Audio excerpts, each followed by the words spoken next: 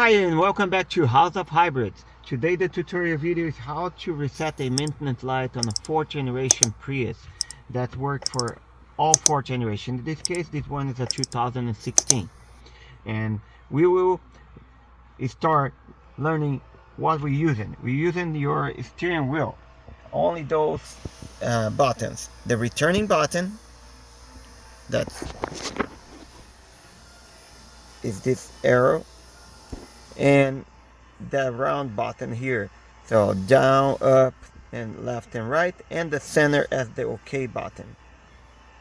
So we will start the car as usual till you get the screen and ready.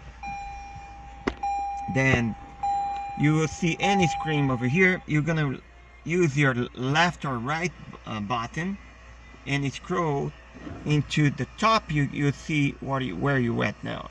So it goes to the left, all the way to the right, to vehicle setting, press OK. Then maintenance, press OK again.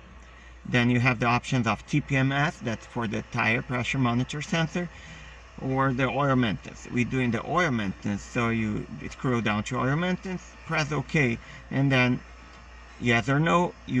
Yes, you want to reset, so you just press OK again and reset complete.